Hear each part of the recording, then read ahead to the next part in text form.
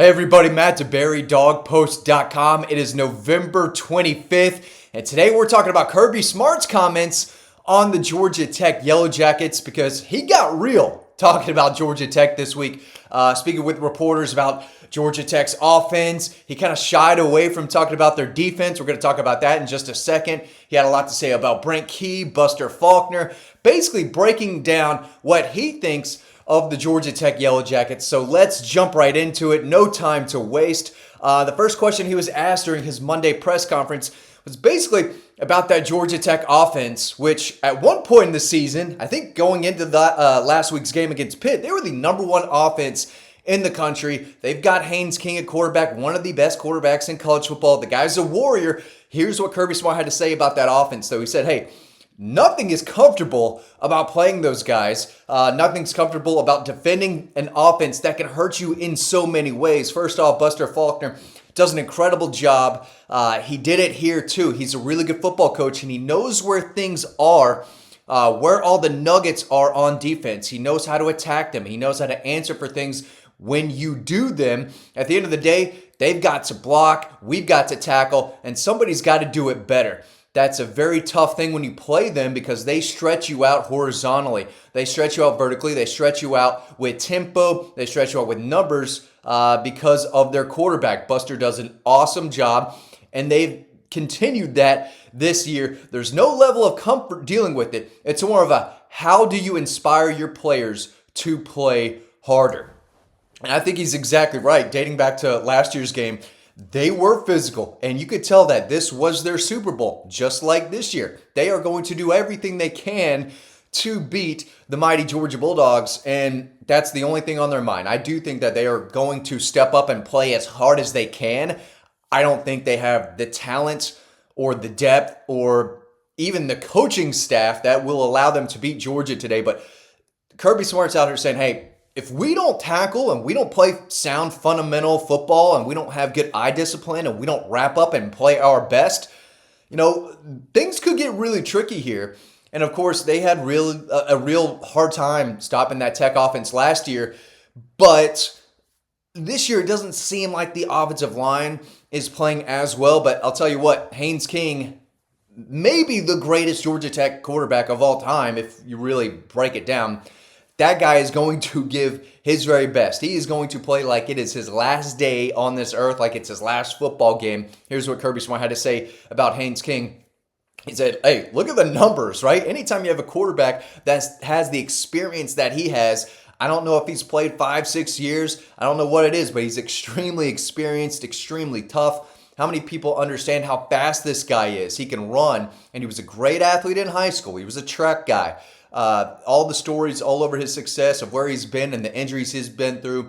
You see the hits he takes. He just gets stronger with each hit. He's extremely valuable in terms of what they do and what they ask him to do. He's hard to defend on all levels, throwing the ball. People think, well, he doesn't throw the ball. He throws the ball really well, and he's really efficient. They do a great job in the passing game. Buster does because it's screen, RPOs, perimeter, and it's vertical. Listen, Buster Faulkner knows what he's doing. He did a great job developing Stetson Bennett and getting that Georgia offense humming a few years ago. He's doing a great job at Tech.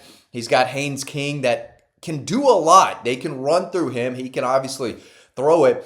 And the guy has been around for a while. He knows how to take a hit and get back up. I thought a few weeks ago that he'd be halfway broken by the time the Georgia game got around, but he's still hanging in there. He's got some bumps and bruises all over the place because, again, I don't think the offensive line has really protected him all that well, but he is a tough, hard kid, and he fits exactly what Brent Key and Buster Faulkner want out of the quarterback spot because everyone rallies around him and they play around him. Now, the defense is complete garbage right now. They can't stop anybody. We're going to talk about that in a second. Or we're going to try to. Kirby Smart did not want to talk about their defense, and I understand why. But before we dig into that, I want to plug Sales Hatch. Listen, if you've led sales teams before, the toughest part isn't exactly closing the deal. It's just getting your foot in there, right? Sales Hatch can help you get in contact with other businesses. They'll do the cold calls. They'll do those emails, the stuff that you don't want to do, right? You're focused on your business. Sales Hatch can do the stuff that you don't want to do or don't know how to do to reach other businesses and other clients to expand your business. They're based out of Roswell, Georgia. They do a great job. They help us. So if you're a small business owner, you're looking to expand, work with others, Sales Hatch is the place to go. They will help you out. They do a terrific job, so I definitely want to plug Sales Hatch. They're great, and we really, really love them. Okay, here's what Kirby Smart had to say about Georgia Tech's defense, which was really funny, by the way. He said, I'll be honest with you, I haven't seen enough, which is a complete lie. It's a complete lie, but you got to say what you got to say, I guess. You don't want to give any more bulletin board material. He wants to say that they stink, and he wants to say that they haven't stopped anybody over the last 3 games. We're going to dive into the numbers in another video, probably on Wednesday, talking about how truly bad they are compared to where Georgia's strengths are, because there's a lot of bad matchups for Tech. Anyway, here's what Kirby Smart tried to say. He said, I've watched a bunch of their offense. I haven't seen much of their defense. I've watched bits and pieces of our game last year, and then the game the other night, and the other 2 that I've seen, they've had some explosives in there that they've given up. They play really hard on defense. I guess. Sometimes they sure don't. They play with good pad level. Again, I'm not really sure about that. A lot of respect for how they play the game and how hard those guys play. They do a good job on perimeter blocks with their DBs. It's something we talk about every week. You can find what a team's like by how they play with their skill players. All linemen are tough by nature, but sometimes skill players aren't, and theirs play with great toughness. They get off blocks, they attack blocks. They're not a good tackling team, and their eye discipline isn't great, and they get a lot of stuff mixed up in the back end and coverages. They do give up a lot of explosives. You can run on them. You can run them out of the game, basically. It felt like they were waving the white flag at times on defense this year, where they just, as hard as they tried, they're just not good enough. I think it's a mixture of not having the players and just not playing well, not striking, not tackling. I do think they have some talent on the defense, but it is not great right now. And again, we're going to give you more insight on that in another video. Let's talk about injuries and suspensions real quick. Nair Daniels, the reserve offensive lineman, boom, kicked off the team. He's a dummy. His mom's a dummy. If you don't know what I'm talking about, he got arrested for multiple felonies. You can read all this on Dawg posting all over the internet. But dude was going like 150 on the highway. It doesn't matter. Kid's a dummy. He's off the team. I'm not being mean. I'm just being realistic. Some people are smart. Some people are dumb. Nair Daniels and his mom are a couple of dummies. He's not on the team. Drew Bobo and Ernest Green, they still are on the team. They're good people. They both are doing great. They are both completely available. That was the quote from Kirby Smart, which is big. You got 2 experienced offensive linemen coming back, and he says they're both completely available. Drew Bobo, of course, had the laceration on his hand. Looks like he's good to go. And Ernest Green brings a lot of experience. And when he is rocking and rolling and healthy, he has played pretty well on the right side of the offensive line. As far as it relates to C.J. Allen and his status, Kirby said, quote, yeah, he's working his tail off, doing the best that he can to be available when he can be. So super vague. He did not say that C.J. Allen is playing this week. I think he's a guy that Georgia would love to be out there, right? He's a leader, middle linebacker, inside linebacker, and does a lot, obviously, for this team. He's a semifinalist for the Butkus Award, I believe. So he's a big-time player. And Kirby's like, well, he's working his tail off. He's doing the best to get out there, but he would not say that he is playing. I expect to see him out there. Definitely won't be 100%, but even his presence out there should go a long way.